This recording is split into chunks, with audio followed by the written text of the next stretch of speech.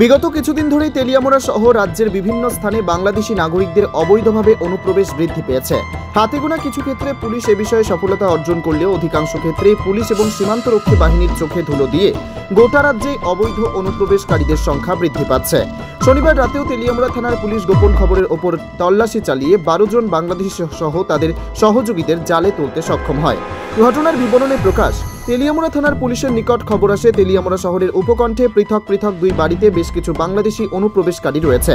এই খবরের উপর ভিত্তি করে বিশেষ অভিযান সংগঠিত করে তেলিয়ামুড়া থানার পুলিশ। পুলিশ দুটি পৃথক পৃথক দল তৈরি করে পৃথক পৃথক দুই স্থানে বিশেষ অভিযান চালায়, যার একটি দলের নেতৃত্বে ছিলেন ইন্সপেক্টর নন্দন বৈদ্য এবং অপর দলটির নেতৃত্ব দেন সাব ইন্সপেক্টর বিদ্যা লক্ষ্মীদেব বর্মা ও দিব্যজ্যোতি মজুমদার। পুলিশ সন্দেহভাজন 12 জনকে নিজেদের হেফাজতে নিয়ে তদন্ত শুরু করেছে ইতিমধ্যে। তবে উক্ত বিষয় নিয়ে পুলিশের বক্তব্য, দীর্ঘদিন ধরেই তেলিয়ামুড়াতে একটা অংশের ভিন্ন রাজ্যের মানুষ এবং বাংলাদেশিরা ঘুরে ঘুরে বিভিন্ন দ্রব্য সামগ্রী ফেরি করে বেড়াচ্ছে, কিন্তু শনিবার যে 12 জনকে আটক করেছে পুলিশের অনুমান তাদের মধ্যে বাংলাদেশি নাগরিক রয়েছে। তবে এ ঘটনায় পর্দার আড়ালে বেশ কিছু রাঘব বোয়াল এক্ষেত্রে জড়িত বলে পুলিশ বলিষ্ঠভাবেই দাবি করেছে। সংশ্লিষ্ট ঘটনার পরিপ্রেক্ষিতে আটক হওয়া লোকেদের মধ্যে থেকে 17 বছর বয়সী মাহফুজ মোল্লা, 18 বছর বয়সী মহাশির মুন্সি এবং 49 বছর বয়সী রামপ্রসাদ বিশ্বাস সংবাদ মাধ্যমের নিকট প্রতিক্রিয়া ব্যক্ত করতে গিয়ে বলেন, তারা তিনজনই বাংলাদেশের গোপালগঞ্জের বাসিন্দা। ভারত বাংলা ত্রিপুরার বিভিন্ন সীমান্ত ব্যবহার করে অবৈধ উপায় অবলম্বন করে ত্রিপুরা রাজ্যে বৈধ কাগজপত্র ছাড়া অনুপ্রবেশ করেছে। তবে এভাবে একসাথে সন্দেহজনক 12 জন নাগরিকের আটক হওয়ার বিষয়ে গোটা তেলিয়ামুড়া জুড়ে ব্যাপক চাঞ্চল্য তৈরি হয়েছে। এখন দেখার বিষয় পুলিশ সংশ্লিষ্ট বিষয়ে কী পদক্ষেপ গ্রহণ করে। যদিও তেলিয়ামুড়া থানার অফিসার নন্দন বৈদ্যের বক্তব্য, উপযুক্ত তদন্তক্রমে ভারতীয় সংবিধান প্রদত্ত যে সমস্ত বিধান রয়েছে সেগুলি অনুযায়ী ব্যবস্থা গ্রহণ করা হবে। কোন জায়গায় বাড়ি? বাংলাদেশের কোনানে? গোপালগঞ্জে। কি নাম আপনার? রামপ্রসাদ বিশ্বাস। এখানে ভারতে কিভাবে আইছেন? বৈধ কাগজপত্র আছে কিছু ভারতে আসা? নাই। কিভাবে আইছেন? কোন সীমান্ত দিয়ে ঢুকছেন? ত্রিপুরা দিয়া নাকি কলকাতা দিয়া? হ্যাঁ, ত্রিপুরা দিয়া। আপনার নাম রামপ্রসাদ বিশ্বাস, কি প্রমাণ? কতদিন যাবত আছো এখানে? কি করো এখানে তেলিয়ামুড়ায়? কি ফ্রি করো? কি নাম তোমার? মহসিন। হ্যাঁ, মহসিন কি? মহসিন মুন্সি। কোন জায়গায় বাড়ি? বাড়ি গোপালগঞ্জ। বাংলাদেশে। কিভাবে আইছো ভারতে? বাংলাদেশে আবার কলকাতা আমার নিয়ে আছে। কি আছে? দাদারা আছে, সবাই কাগজপত্র করছে। মানে ভারতে মানে আসার কি তোমার কাছে কি কোনো বৈধ কাগজপত্র আছে? বৈধ আমার কাছে নাই, কিন্তু আমার ওই ইসে আছে। কোন দেশে আছে? কলকাতায় আছে। কলকাতায় আছে। কি আছে তোমার বৈধ কাগজপত্র? আধার কার্ড আছে। কিভাবে বানাইছো ওটি? ওটি আমার দাদারা থাকেন ওই জায়গায়, সব ফ্যামিলি আছে। গোপালগঞ্জ।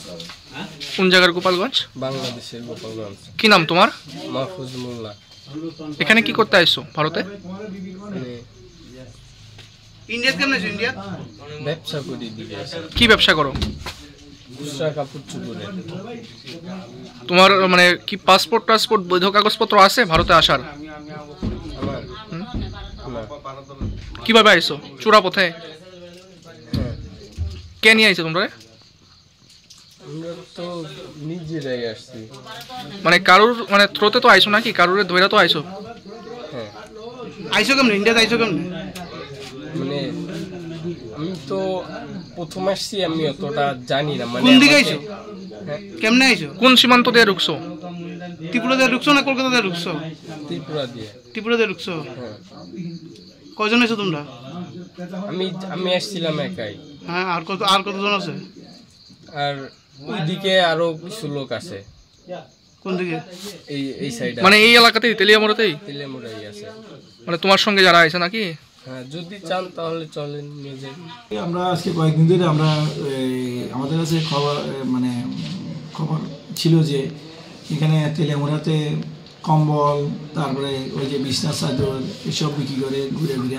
এরা অনেকে ম্যাক্সিমাম বাংলাদেশি লোক, কিছু উত্তরপ্রদেশ বিহারের লোক আছে, কিন্তু অনেকে এরার সঙ্গে বাংলাদেশি লোকও আছে। তো আমরা আজকে তারা অভিযান চালাইছি, দুইটা বাড়ি থেকে আমরা যে বাড়িতে ভাড়া থাকে তারা অনেক লোক একসঙ্গে ভাড়া থাকে। তো আমরা আজকে সবাই আনছি, 12 জনের মতো লোক আনছি, 12 জন আনছি। তো আমাদের তাদের অনেকের আসাম, ম্যাক্সিমাম আসামের কাগজপত্র সুবিধা আছে। দেখি বেরিয়ে বেরিয়ে দেখুন যে তারা ইন্ডিয়ান নাগরিক না বাংলাদেশের নাগরিক। তাদের মধ্যে থেকে কেউ কি স্বীকারোক্তি দিছে যে বাংলাদেশ বাড়ি তাদের? না, এমন কইছে না, তারা আসামের নাম কইছে। হ্যাঁ, আমরা বেরিয়ে বেরিয়ে এরপরে আমরা এই দেখবো, দেখে আমরা আইনগত প্রাথমিক তদন্তে স্যার কি তথ্য বেরিয়ে আসে? এখন প্রাথমিক তদন্তে তো মানে কি কমু, এটা তো এরালেও তো লোক আছে, মানে বাংলা ভাষাভাষী লোক আছে, হিন্দি ভাষাভাষী লোক আছে। এখনও এটা মানে কি কমু বলা মুশকিল। দেখি কালকে সকালে আমরা বেরিয়ে বেরিয়ে তাদের বিরুদ্ধে কি ব্যবস্থা গ্রহণ করে? বাংলাদেশি না হলে অবভিয়াসলি বাংলাদেশি, মানে আমরা ইন্ডিয়ান পাসপোর্ট অ্যাক্টে যা বিধান আছে, যা সিস্টেম আছে, আমরা আইনগত ব্যবস্থা নেব 100%। এটার মধ্যে কোনো মানে সন্দেহ নেই।